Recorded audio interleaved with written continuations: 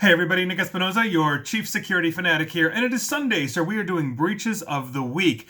And as always, I'd like to thank the following people that sent me messages, linked me, tagged me, whatever it was to get me this information. It is always appreciated.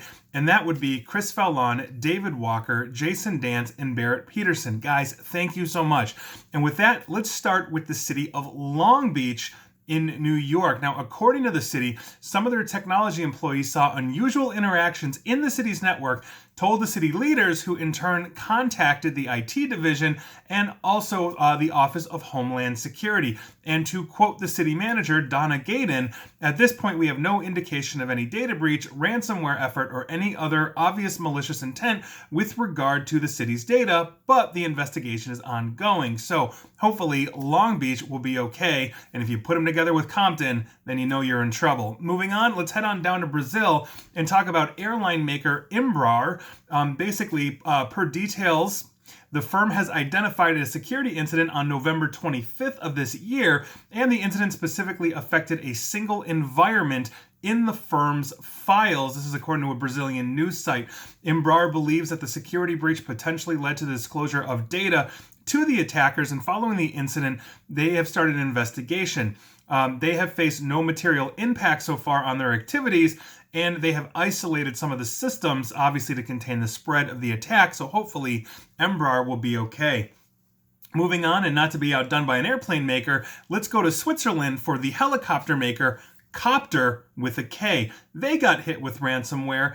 They have not disclosed anything really about the attack that I could read. However, the attackers didn't bother to hide the news as they started leaking the stolen data online. It turns out that the firm suffered a ransomware attack from Lockbit. I actually did see that when I was doing some research, and so that is out there, and Lockbit is looks like they did hit them. Moving on, let's talk about tech unicorn UiPath. This is a startup that makes robotic automation software. They started emailing users about a security incident that exposed their personal information online. And to quote, "On December 1, 2020, UiPath became aware of an incident that resulted in unauthorized disclosure of a file containing limited personal information about users of the UiPath Academy." Now, the file apparently included details such as real names, email addresses, usernames, company name, locations by country, and UiPath certification details for users who have signed up for the company's online learning platform, UiPath Academy. So if you use them, heads up to you. Moving on, let's talk about Australian real estate network First National. They reportedly had their information leaked online, and this is regarding job applicants. The report was first made basically on Twitter, who then informed the company that CVs or curriculum vitae and cover letters from individuals who had applied for a job from First National had inadvertently been published. Now, they also claim that they allegedly leaked information including full names, addresses, phone numbers, dates of birth, and other personal information. Many of the applicants list their education and previous employment, obviously, because it's basically a resume. And this affected about 2,000 people. First National has over 400 offices throughout Australia, New Zealand, and Vanuatu. And so here we are. It's unclear how many were affected, but if you've applied for a job at First National and you're down under, heads up to you. Moving on, let's talk about cloud hosting and IT services provider NetGain. They were forced to take some of their data centers offline after suffering a ransomware attack on November 24th of this year. So far as I can tell, no threat actors have claimed responsibility. Hopefully they'll be back online soon if they're not already. Moving on, let's talk about the Trick Spam botnet. Yes, this is a malicious botnet that is designed to basically send out spam and other things. Over 43 million email addresses have leaked from the CNC or command and control server of this spam botnet. The leaky server came to light when a threat intelligence analyst from Vertec was looking into a recent malware campaign distribution of the Trick Trojan, which was later infecting users with a second stage payload known as Grand Crab 3. That's ransomware. So they discovered that Trick and Grand Crab would download malicious files to the infected system from an online server that had a Russian IP address. Now, the researcher told Bleeping Computer that the group behind this operation misconfigured their server and left the content accessible to anybody that could access that IP address directly. And on this server, he discovered 2,201 text files labeled sequentially from 1 up to 2201, containing chunks of roughly 20,000, email addresses each. And so by virtue of that, they had the entire list of who these guys were spamming out. That's obviously you don't want to have that leaked, but hopefully they'll contact those 43 million emails and let them know that they are possibly being targeted. Moving on. Let's talk about a Cayman Islands investment fund. I do not have the name on this. I don't think it's being disclosed, but they expose their entire backups to the internet after failing to properly secure their Microsoft Azure blob. That is the backup service or storage system, rather, from Microsoft. Now, details of the fund's register of members and correspondence with its investors could be freely read by anyone that could just connect to the URL of the Azure blob and as well as publicly exposing who the shareholders are, how many shares they hold, and the values of these holdings. The fund also saved a scanned copy of online banking PIN codes to the blob as well. That's right. So aside from knowing what you invested, your PIN code was up there as well. So if you've got investments out of the Cayman Islands, you might want to check in. Moving on. Let's talk about Galstan and Ward Family and Cosmetic Dentistry in the state of Georgia. They got hit with a ransomware attack, and interestingly enough, the facility discovered it only after the attackers called them on the phone to inform them about the attack. Now, they obviously sent out a notification on November 13th explaining this intrusion happened between August 31st and September 1st, and the practice confirmed that none of the stolen data actually contained personal health information, and hopefully that is true. We'll see where that goes. Moving on, let's talk about electronics manufacturing massive giant Foxconn. They make the iPhones, etc., for Apple. They suffered a ransomware attack at their Mexican facility over Thanksgiving weekend, where attackers stole unencrypted files before locking it out. And Doppelpaymer, the ransomware gang, is taking credit for that and apparently has their information on their data leak site for ransomware. So hopefully Foxconn will get that cleaned up. Moving on, let's talk about process payment giant TSYS or TSYS, because according to Brian Krebs, they suffered a ransomware attack earlier this month. Since then, a whole bunch of stolen data has been posted online, with the attackers promising to publish more in the coming days. But the company says the malware did not jeopardize card data and that the incident was limited to administrative areas of its business. So hopefully TSYS will get back online and maintain good privacy after this. Moving on. Let's talk about the Dental Care Alliance. Now, this is an alliance of basically they build themselves out as dental support infrastructure. This is interesting. They discovered on October 11th that they had been the victim of a hack that began on September 18th of 2020. Basically, they were able to contain the attack on October 13th. Patient data may have been accessed in the security incident, which includes names, addresses, dental diagnosis and treatment information, patient account numbers, billing information, bank account numbers, and the names of patients' dentists and health insurance information. Now, here's where it gets interesting. A dental office is claiming that they have a hit, although they are not pointing the finger at Dental Care Alliance, but they have the same day of October 11th for their breach disclosure. Now, this is Konikoff Dental Associations in Harbor View, Virginia. They are a member of the Dental Alliance. I actually went to the Dental Alliance website, looked up dental practices in Virginia that are part of this, and Konikoff is there. So I am wondering if this is related, and if it is, Konikoff may not be the only one. We may be looking at an entire alliance of dental organizations, at least in the United States, if not further out, and into other countries rather, that may have to be disclosing breaches very soon. This could be another blackbot type situation for the dental industry. We will see where this goes. I'm going to be looking into this. Moving on, let's talk about New York law firm Brooklyn Defender Services. Now, this is a public defender organization, and they said on September 13th that they discovered that some employee accounts had been compromised by a quote-unquote unauthorized person, and this is according to their press release from December 10. Now, a subsequent investigation revealed, and I quote, that emails or attachments may have included employee and clients' names, addresses, financial account numbers, social security numbers, driver's licenses, passport numbers, health insurance, and or biometric data such as fingerprints. So heads up if you've ever used the services of Brooklyn Defender Services, and hopefully they will get that locked down. Moving on, let's talk about fake data breach alerts. That's right, fake alerts. A phishing scam is underway that is targeting users of Ledger Wallet. This is a cryptocurrency wallet.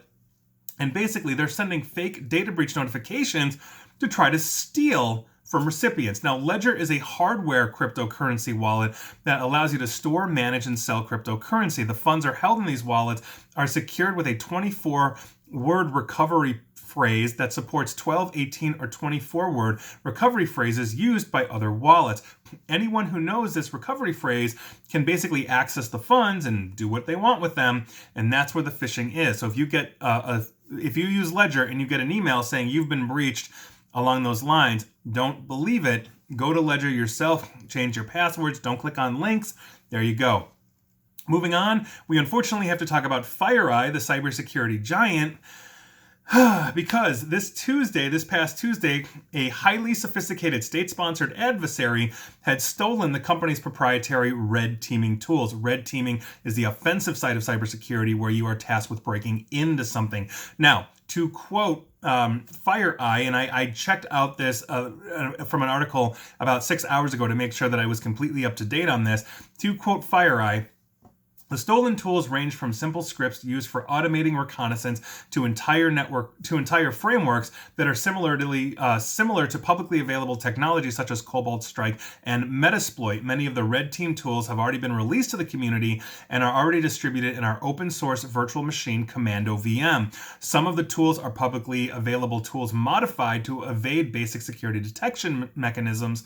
Other tools and frameworks were developed in-house for our red team. Now, that is what FireEye states. According to the Wall Street Journal, they cited a source close to the matter in FireEye saying that Russia's Foreign Intelligence Service, the SVR, is viewed as the top suspect. So, for example, one of the most common APTs, or advanced persistent threats, is known as APT-29 out of Russia, also known as Cozy Bear, and FireEye has not publicly named a particular group. Now, while FireEye's arsenal may prove useful, obviously for various users, according to Wired, they see this theft as more of a statement, noting that the threat actor probably has equivalent or better tools at its disposal. These were very basic, not as sophisticated as the NSA Shadow Broker tool hit a couple of years ago, and so hopefully FireEye will be able to recover for this.